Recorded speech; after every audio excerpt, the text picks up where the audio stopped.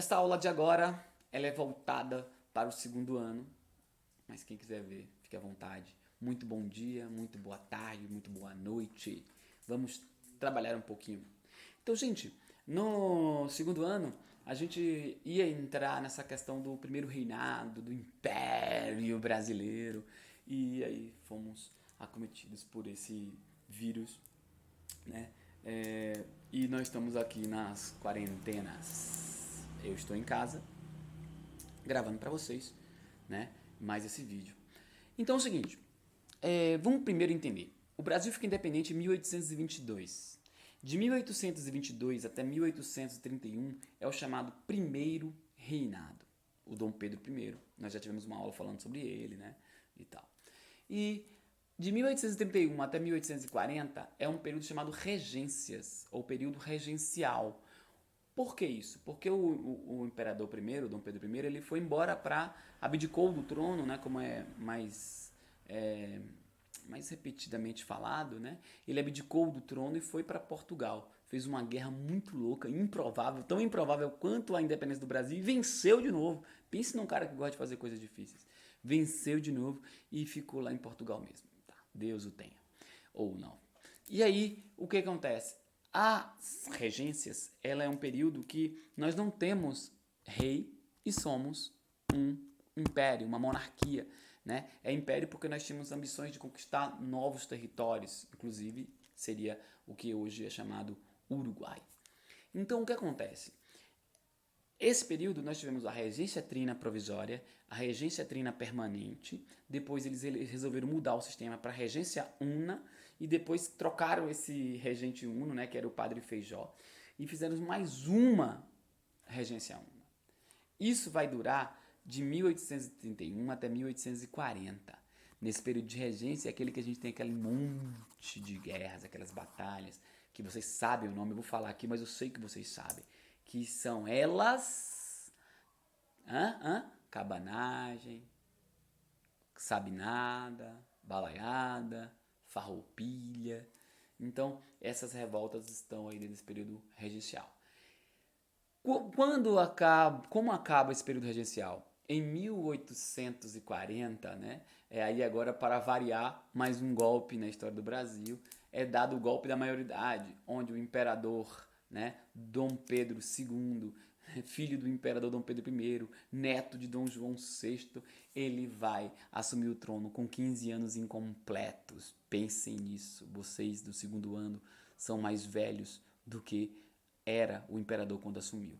Esse império dele, ele vai entrar com quase 15 anos, mas vai sair já um senhor, né, um idoso, porque ele entra em 40, né, e vai sair somente em 15 de novembro de 1889, com outro golpe, com o golpe agora da República, né, liderado por Deodoro da Fonseca. Então, gente, este seria o período de império, né? O segundo reinado de 1840 a 1889 encerraria o período de império no Brasil. O que qualificou a gente ser um império foi justamente uma disputa entre Brasil e Argentina, né? Pela região que é hoje chamada de Uruguai, mas que era chamada antes de região da Cisplatina. Brasil puxou para um lado, a Argentina puxou para um outro, e aquela confusão, gastou dinheiro à toa, e no final de contas acontece, sabe o quê? A Inglaterra entra e dá um basta nessa. Ixi, ia falar uma palavrão, não pode. A Inglaterra entra e dá um basta nessa confusão toda e é, surge a República Oriental do Uruguai. Beleza? Creio eu que seja 1828. Se não for, vai ser 1826. Então, é o seguinte. Acho que é 8. O primeiro reinado, né? Ele é marcado por algumas características que a gente precisa salientar. Primeiro, a autoridade do Dom Pedro. Dom Pedro, ele se fez daquele carinha, aquele carinha bonzinho, aquele carinha, ai como eu sou brasileiro, ai como eu tenho força, ai como eu amo esse país, ah como eu queria que tudo fosse bem para todo mundo. Ele chegou a dizer, eu quero uma constituição que seja digna do povo brasileiro e de mim. E aí ele juntou aqueles maiores pensadores da época, né? Os irmãos Andrada estavam ali naquele meio, né? O José Bonifácio de Andrada é um grande pensador comparado a grandes pensadores do mundo. E aí esse camarada, ele vai ter ideias interessantíssimas e cria um projeto, né, de constituição fantástico, onde ele divide os poderes. E nós temos um rei, mas nós temos uma constituição a ser seguida e nós temos que respeitar esses espaços, criando o poder executivo, beleza, mas tem o legislativo e o judiciário, que ia entre eles, né, tentar uma harmonia como hoje a gente busca. O que acontece? O imperador Dom Pedro, quando ele viu aquilo, ele ficou pirado e não aceitou aquela constituição, vetou, e aí ele fez uma do seu jeito. Ele parece nosso presidente, né? Quando tem alguma coisa errada, não combate o erro na raiz, ele vai lá e acaba, né? O Instituto de Pesquisas tal, assim, tá divulgando que tem muita queimada no Brasil. Então, ao invés de combatermos as queimadas, troca o presidente do instituto. Ele tá errado. Então, foi mais ou menos isso. O imperador, ele falou, não quero isso, troca a Constituição, vamos colocar aqui o poder moderador. Engraçado que o poder moderador na Inglaterra era utilizado, né? A palavra moderador já diz, né? Ele vai moderar. Aqui não, era para dizer quem mandava.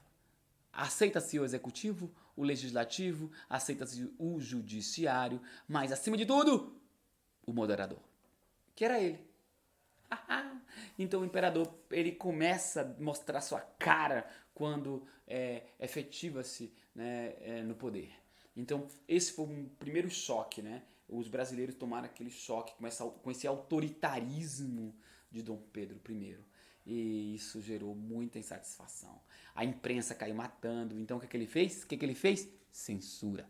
Então, bicho, o Dom Pedro, ele mostrou-se outro digamos assim, pós-trono. Então, aí começam os problemas dele. E, sinteticamente, a gente vai ter aí como grande confronto contra o imperador a Confederação do Equador, organizada, né, por parte de Pernambuco, o estadozinho que eu tenho orgulho, bicho. Todo tipo de período que você estudar da história do Brasil tem uma revolta pernambucana. Não é à toa que ele, no caso, o estado de Pernambuco, ele acabou perdendo boa parte do seu território. Parte dele chegava até onde é hoje Carinhanha, cara, imagine. Pernambuco foi perdendo, como punição para as revoltas. Enfim, Pernambuco organizou uma tremenda revolta chamada Confederação do Equador, e quando ela estava realmente ganhando forma, eles optaram por abolir a escravidão, fazer coisas modernas no país. Sabe o que aconteceu? Cara, a elite que patrocinava, ajudava a patrocinar, né, a Confederação do Equador. Liz, você podia tirar uma foto minha para colocar no Instagram aí, dando aula? Faz uma coisa útil aí. Aí o que acontece? Essa elite não aceita essa questão da Confederação do Equador, né? É bom você sair daí que tá entrando a luz aí onde você tá. Então, o que vai acontecer? Poxa, bicho, adeus Confederação do Equador. O Dom Pedro veio e detonou com tudo, com força, com mão de ferro. Toda vez que você atravessa aí, atrapalha. Com mão de ferro. E aí, bicho, os brasileiros perderam a paciência com Dom Pedro. Então, esse foi um sinal, né? O Brasil gastava muita grana nessa guerra da Cisplatina. O Brasil, o Dom Pedro se destacou negativamente com seu autoritarismo. Os brasileiros foram contra. E o que o Dom Pedro fez? Detonou com a revolta. Castigo para todo mundo. Então, gente, os brasileiros ficaram meio decepcionados. Para piorar, o Dom Pedro I, é importante dizer que nós não tínhamos fonte de renda. O Brasil ficou independente em 1822, politicamente. Mas economicamente, era uma tragédia. A gente devia a própria independência. Portugal exigiu indenização, a gente pegou dinheiro emprestado. Né? O Dom Pedro I, durante o seu império, ele não tinha ali um produto que lhe desse rentabilidade, que nem o café no Segundo Império. Né? Então a gente manteve aquelas tradições do Brasil colônia, que era o sistema plantation de monocultura, escravidão, né? O mercado voltado para o externo, né? Em torno dos latifúndios. Porém, aí o imperador tem um banco do Brasil falido e ele ainda piora, porque quando ele vai embora ele leva tudo, rapa tudo e vai embora, o que sobrou, na verdade. Então, o imperador começa a piorar a situação quando ele se importa com a crise de sucessão lá em Portugal, que era, no caso, o seu irmão Dom Miguel deveria ser o rei lá em Portugal, na ausência de Dom João VI, que estava morre e não morre. Então o que ele fez? Ele se importou com isso. Ele não deveria, já que ele era rei do Brasil, né? Mas não, ficou desviando o pouco que a gente tinha para lá, para Portugal. Isso irritou profundamente os brasileiros. Bom, para vocês sintetizarem aí melhor, o Dom Pedro ele busca uma espécie de apoio em Minas, que sempre tinha apoio em Minas. Ele foi para Minas Gerais. Cara, chegou em Minas Gerais e se ferrou. A galera de Minas estava pirada com o Dom Pedro, né? E eles estavam muito chateados porque Líbero Badaró era um jornalista que combatia o Império, né? E aí ele aparece assassinado. Mataram o Líbero Badaró com um tiro no bucho. E aí o que é que acontece? O Dom Pedro, em vez de tomar as forças para investigar, ele lavou as mãos. Que nem a gente está fazendo agora, todo dia, 3, 4, 5, 6, 7 vezes no dia, né? Lavou as mãos. E aí o que acontece? A galera se irritou. Os mineiros que sempre apoiaram, botaram faixas de... Ele esperava chegar lá e tá lá, lindo, tesão, bonito e gostosão. Quando ele chega, tá a galera, fora Temer. Opa, não, fora Temer é outro, né? Não gostamos de você mais, senhor imperador, cai fora, pega suas malas, pega seu banquinho, faça o que você quiser. E aí o imperador ficou triste, triste. E volta para o Rio de Janeiro, né? Quando ele chega no Rio de Janeiro, os puxa-sacos dele fizeram uma mega festa, né? E aí o imperador se situou bem lá no Rio de Janeiro. Hey, vamos fazer uma farrinha. Porém, os brasileiros ficaram pirados com aquilo, começaram a protestar com aquela festa e surge um grande... Não é grande, não. É uma revoltinha chamada A Noite das Garrafadas. Os portugueses picaram as garrafas vazias de vinho lá de cima para baixo, no caso, nos brasileiros. Essa revolta gerou alguns cortes, que eu saiba não tem morte. E aí o que acontece? O imperador ficou muito decepcionado, cara. E tenta recuperar seu público brasileiro, nomeando um ministério inteiro de brasileiros. Mas os brasileiros não gostaram e não obedeciam o imperador. Então ele detona com o ministério inteiro e o brasileiro coloca o ministério inteiro de portugueses. Bicho, isso parece o momento atual, né? Tira ministro, coloca ministro, tira ministro, coloca ministro. Uma confusão da porra. Não pode falar palavrão, mas escapuliu. O que é que acontece? A ideia é que o imperador não tem como se sustentar. Não tem apoio popular, não tem apoio político, e o que lhe resta é pegar o seu banquinho e sair de mansinho, né? Foi embora para Portugal e, como eu já disse hoje, fez uma guerra e assumiu o trono de Portugal. A questão é, ele deixa o Brasil escangalhado, cheio de dívidas, sem um mote econômico resolvido. A gente está numa situação que o herdeiro do trono é uma criancinha, 6, 7 anos.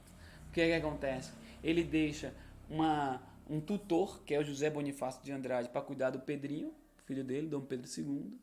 Ele faz que nem o pai dele fez, né, o Dom João. Foi embora e largou ele aqui. Ele vai embora e larga o filho. Né? O Brasil tem uma cara de creche aí, mas tudo bem. O que acontece? O Dom Pedro II é uma criança, não pode governar e começa o período regencial que a gente vai estudar de outra vez. Gostaria então que vocês ficassem atentos à atividade, né? O período chamado Primeiro Reinado que a gente viu aqui agora, eu gostaria que vocês escrevessem algo sobre isso. Mas como? Qual seria a direção? Eu quero que vocês tomem como tema o seguinte: a máscara caiu. E o que aconteceu com o Brasil? Pronto, é isso. Vocês vão usar esse tema para escrever sobre o Brasil, primeiro reinado, e a gente se encontra em breve. Eu estou pedindo minha assistente para ela fechar aqui e acabar o vídeo, mas ela não quer fechar. Bora, moça! Valeu, galera! Até a próxima!